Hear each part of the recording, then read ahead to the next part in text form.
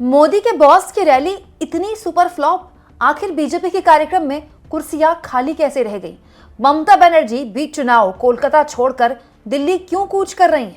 और ममता बनर्जी को सीधा बीजेपी से सफल लड़ाई लड़ने की वक्त से पहले ही शुभकामनाएं किसने दे दी? दोस्तों, बंगाल के पॉलिटिक्स में भी गजब गजब के खेल हो रहे हैं। जिस तरह वहां राजनीतिक सरगर्मी एकदम चरम पर है, ऐसा लगता है हफ्ते दो हफ्ते में ही चुनाव हो जाएगा, जबकि चुनाव वहां अप्रैल में होना है। इस बीच एक वीडियो है जिसके बारे में काफी चर्चा सोशल मीडिया में हो रही है, और ये चर्चा भी तृणमूल कांग्रेस कर रही है। दरअसल दोस्तों, तृणमूल कांग्रेस ने एक वीडियो शेयर किया है जिसमें मोदी जी के बॉस की रैली दिखाई दे रही है, लेकिन इस रैली में एक चीज मिसिंग है, और वो है भीड़। मोदी जी के बॉस आप तो जानते हैं ना, हमारे प्रधानमंत्री नरेंद्र मोदी ने बीजेपी के राष्ट्रीय अध्यक्ष के तौर पर नितिन नबीन को जब चुना गया था तो कहा था कि वो भले ही कई बार के सीएम हो, 3 बार के पीएम हो, लेकिन वो अब भी बीजेपी के सामान्य कार्यकर्ता हैं और नितिन नबीन उनके बॉस हैं। मतलब मोदी ने खुद हायरार्की में नितिन नबीन को ऊपर रखा था, अपने आप से ऊपर रखा था। तो इसीलिए मोदी जी के बॉस नितिन नबीन पश्चिम बंगाल में रैली करने के लिए आए, और इस रैली की कुछ तस्वीरें हैं जो कि सोशल मीडिया में शेयर की गई तृणमूल कांग्रेस द्वारा। दोस्तों, पश्चिम बंगाल के दुर्गापुर में एक मेला था। मेले के दौरान नितिन नबीन ने कार्यक्रम को संबोधित भी किया, और ये वीडियो है जो कि टीएमसी ने शेयर की हुई है। जरा आप फुल प्लेट ये वीडियो देखिए दोस्तों, इसमें सब कुछ है। स्टेज के नीचे कुर्सियां हैं, कुर्सियां भी देखिए हरी और नीली चमचमाती हुई, लाइट्स भी अच्छी खासी लगी हुई है। बस एक चीज मिसिंग है, और वो है भीड़। भीड़ का यहाँ नामो निशान नहीं है। महत्वपूर्ण यह है दोस्तों कि ये मेले में भीड़ है, तो मेले में ऑलरेडी बहुत लोग आते हैं, तो मेला होने के बावजूद भी जहां ऑलरेडी भीड़ ज्यादा होती है वहां भी नितिन नबीन को सुनने के लिए लोग नहीं थे, ये दावा किया जा रहा है तृणमूल कांग्रेस द्वारा। तृणमूल कांग्रेस ये कह रही है कि ये 2026 के विधानसभा चुनाव में भी बीजेपी को देखने को मिलेगा। ऐसे ही बीजेपी को छोड़कर बंगाल की जनता चले जाएगी, क्योंकि यही बीजेपी की ऑर्गेनाइजेशनल स्ट्रेंथ है। मतलब संगठनिक जो उनके संगठन का जो पूरी ताकत है बंगाल में यही है। मतलब बीजेपी का मजाक उड़ा रही थी टीएमसी। लेकिन क्या सच में नितिन नबीन के कार्यक्रम में भीड़ नहीं थी? मोदी जी के बॉस को सुनने के लिए वाकई में पश्चिम बंगाल के लोगों में कोई उत्साह नहीं है? इसकी पड़ताल आपको इस फोटो से मिल जाएगी। दोस्तों, ये 4 फोटोज हैं जो इसी कार्यक्रम की नितिन नबीन ने शेयर की। आप जरा इन 4 फोटोज को देखिए। चौथी फोटो में नितिन नबीन ने जो कार्यक्रम है इसी की पब्लिक की फोटो शेयर की है। आप देखिए, यहां भी अगर आप देखेंगे जो फोटो खुद नितिन नबीन शेयर कर रहे हैं उसमें भी कई कुर्सियां आपको खाली दिखाई देंगी। इक्का दुक्का कुर्सियां देखिए आपको खाली दिखाई देगी। और जो भीड़ भी है वो बहुत तगड़ी भीड़ नहीं है, जैसे मोदी के कार्यक्रम होते हैं ना, भीड़ ही भीड़, हर तरफ लोग ही लोग। ऐसी कोई भीड़ यहाँ पर दिखाई नहीं दे रही है। हार्डली यहाँ पर 1000 लोग भी नहीं होंगे, 1000 भी ज्यादा ही बोल दिया मैंने, 500 लोग भी नहीं होंगे। यहाँ पर जो भीड़ है वो है ही नहीं एक्चुअली में। नितिन नबीन की फोटो में भी भीड़ जैसा कुछ दिखाई नहीं दे रहा है। बस कुछ लोग थे जो कि आपको रस्म अदायगी के लिए शेयर करनी होती है उनकी फोटो, बस उसी में ये वाली फोटो शेयर की गई है जिसमें भीड़ थोड़ी ज्यादा दिखाई दे रही है।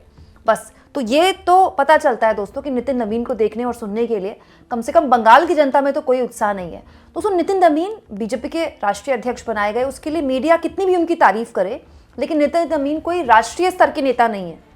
वो वक्त के साथ अपनी जगह बना ले, बीजेपी में लोकप्रियता हासिल कर लें, अलग बात है। उनमें कोई करिश्माई नेतृत्व हो जो कि वक्त के बाद पता चल जाए, अभी तो नए नवेले राष्ट्रीय अध्यक्ष बने, वो भी अलग बात है। हालांकि ये वो भी जानते हैं कि जिनकी छत्र छाया में उन्होंने काम करना है, मतलब बीजेपी के अनऑफिशियल परमानेंट राष्ट्रीय अध्यक्ष अमित शाह, उनकी छत्र छाया में काम करते हुए उनको फ्रीडम से काम करने का कितना स्कोप मिलेगा, ये तो खैर वो भी अच्छे से जानते हैं और नड्डा साहब भी अच्छे से जानते थे।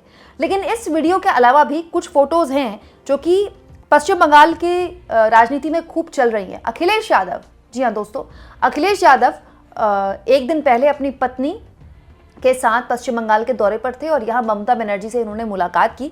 मुलाकात के बाद ममता बनर्जी को वक्त से पहले बधाई दे दी और कहा कि ममता बनर्जी ने ईडी को हरा दिया है, और अब बंगाल में ममता बनर्जी बीजेपी को हराएंगी, क्योंकि बीजेपी को बीजेपी की भाषा में अगर कोई जवाब दे रहा है तो वो बंगाल में ममता बनर्जी है। अखिलेश यादव ने क्या कहा ये मैं आगे आपको सुनाऊंगी, लेकिन उससे पहले ममता बनर्जी का एक प्लान आपके सामने में रख देती हूँ। दोस्तों, इस साल चुनाव होने पश्चिम बंगाल में, तो बजट, पूरा बजट नहीं आएगा, अंतरिम बजट आएगा, इंटरिम बजट। तो जानकारी ये मिल रही थी कि 1 तारीख को आम बजट आता है, तो 2 तारीख को पश्चिम बंगाल सरकार अपना इंटरिम बजट उसका ऐलान कर देगी। लेकिन अब सुनने में आ रहा है कि 5 तारीख को ही बजट आ सकता है, क्योंकि उससे पहले हो सकता है कि ममता बनर्जी दिल्ली आए। दिल्ली में नेताओं से मुलाकात कर सकती है ममता बनर्जी, क्योंकि आप जानते हैं दोस्तों 1 तारीख को बजट आएगा उससे पहले ही ममता बनर्जी हो सकता है दिल्ली आकर, क्योंकि संसद चल रही है, संसद के अंदर कैसे एसआईआर के मुद्दे को उठाना है और संसद के अंदर कैसे विपक्ष को गोलबंद करना है एसआईआर के मुद्दे पर, हो सकता है इस मामले को लेकर विपक्षी नेताओं से बातचीत करने के लिए ममता बनर्जी दिल्ली आए। ऐसी जानकारियां छप रही हैं मीडिया में। तो ये जो बजट है जो 2 तारीख को पेश होना था, अंतरिम बजट, हो सकता है 5 तारीख को पेश हो जाए और ममता बनर्जी खुद दिल्ली आए विपक्ष के लोगों को लामबंदी करने के लिए। यहाँ एक और चीज़ मैं आपको बता दूं दोस्तों कि ममता बनर्जी के भतीजे अभिषेक बनर्जी 31 दिसंबर को, जब पूरा देश नए साल के जश्न में था, वो चुनाव आयोग के दफ्तर में जाकर ज्ञानेश कुमार से बहस कर रहे थे। बाकायदा उन्होंने बाहर आकर इस बात को लेकर अपनी नाराजगी भी जाहिर की थी कि ज्ञानेश कुमार ने जिस तरह की भाषा का इस्तेमाल किया और उंगली दिखाकर वो उनसे बात कर रहे थे, तो ज्ञानेश कुमार को अभिषेक बनर्जी ने कह दिया कि उंगली नीचे करके बात कीजिए, आपको किसी ने इस पद में बैठाया होगा, मुझे जनता ने इस पद में बैठाया है, जनता से के द्वारा चुना हुआ प्रतिनिधि हूं मैं। तो उस वक्त भी अभिषेक बनर्जी ने कहा था कि आने वाले वक्त में अगर जरूरत पड़ी और चुनाव आयोग ने हमारी नहीं सुनी तो हम चुनाव आयोग के दफ्तर का घेराव भी कर सकते हैं। तो क्या ममता बनर्जी दिल्ली कूच करती हैं तो चुनाव आयोग के दफ्तर का घेराव करती, क्योंकि एसआईआर को लेकर लगातार काफी वोकल है ममता बनर्जी, या फिर ये केवल संसद के अंदर विपक्ष की एकता को मजबूत करने के लिए है? अभी वक्त बताएगा सब कुछ। यहाँ ये भी मैं आपको बता दूं दोस्तों, जो जानकारी निकली है, राहुल गांधी और प्रियंका गांधी बहुत सीमित रहेंगे, पश्चिम बंगाल में बहुत ज़्यादा प्रचार नहीं करने वाले हैं। अपना पूरा ध्यान राहुल गांधी और ख़ासतौर पर राहुल गांधी केरला और तमिलनाडु में और पुडुचेरी में रखने वाले हैं। जाहिर तौर पर उसकी वजह यह है कि कांग्रेस को केरला से बहुत उम्मीदें हैं। दूसरा, तृणमूल कांग्रेस और कांग्रेस के बीच में शायद कोई बातचीत हुई है या हो जाएगी, क्योंकि तृणमूल कांग्रेस जाहिर तौर पर नहीं चाहेगी कि यहाँ पर किसी भी तरह का टकराव देखने को मिले। कांग्रेस पार्टी भी नहीं चाहेगी और इनफैक्ट कांग्रेस पार्टी का कोई बहुत बड़ा जनाधार भी नहीं बचा है। कांग्रेस पार्टी एक इतिहास के पन्नों में कहीं खो गई है पश्चिम बंगाल की राजनीति में। तो हो सकता है कि वहाँ पूरी तरह से ममता बनर्जी वर्सेस नरेंद्र मोदी ही देखने को मिले और वो जो संसद के अंदर विपक्षी एकता दिखाई देती है वो ऐसे ही दिखाई दे। वहीं दूसरी ओर दोस्तों, अखिलेश यादव जो कि ममता बनर्जी से मुलाकात करने पहुंचे, मीडिया से संबोधित उन्होंने बंगाल पहुंचकर न केवल ममता बनर्जी की तारीफ की बल्कि मीडिया के आगे ये कहा कि ममता बनर्जी जिस तरह से बीजेपी से लड़ रही हैं, ऐसा कोई भी नहीं लड़ रहा।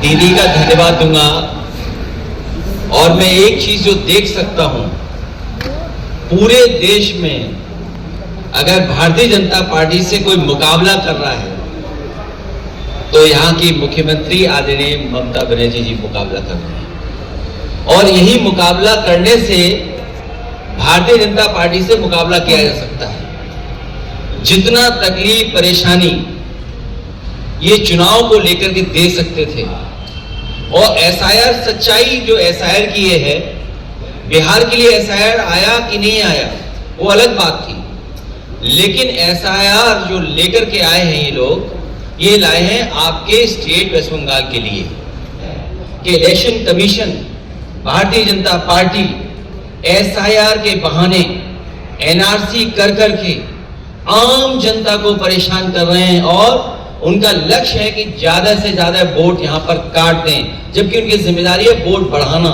उनकी मदद करना, वोटर्स की मदद करना। एसआईआर के बहाने हम लोग पहली बार देख रहे हैं कि आदरणीय मुख्यमंत्री दीदी को परेशान करने का काम कर रहे हैं। शायद देश में एसआईआर के बहाने किसी को नहीं परेशान किया होगा, लेकिन हमें भरोसा है बंगाल की जनता पर। यहाँ की जनता अपनी दीदी के प्रति जो प्यार लगाव है वो उन्हें यहाँ से मुख्यमंत्री बनने जा रहे हैं। मुझे खुशी है कि दीदी ने ईडी को हरा दिया और Bharatiya Janata party pen drive का पिन नहीं भूल पा रही है। वो भारतीय जनता पार्टी ये भूल गए हैं कि यहाँ का प्रदेश दीदी के लीडरशिप में ये कल्चरल यूनिट है, पॉलिटिकल यूनिट नहीं है। एसआईआर एनआरसी था क्योंकि कई लोगों को नागरिकता साबित करनी पड़ी। अभी तक तो वोट चोरी की बात कर रहे थे, लेकिन मैं बधाई देना चाहता हूं दीदी को कि जिन्होंने डिजिटल डकैती को बचा लिया। सोचिए, डिजिटल डकैती की उन्होंने, वो क्या हासिल करना चाहते थे? आपकी जो डेटा है उसको हासिल करना चाहते थे। दोस्तों, अखिलेश यादव का ममता बनर्जी की पीठ थपथपाना और बीजेपी के राष्ट्रीय अध्यक्ष के कार्यक्रम में भीड़ का गायब होना बंगाल के चुनावों से पहले आपको क्या संकेत देता है? कमेंट बॉक्स में जरूर लिखें और जितना हो सके चैनल को शेयर भी करें और सब्सक्राइब भी।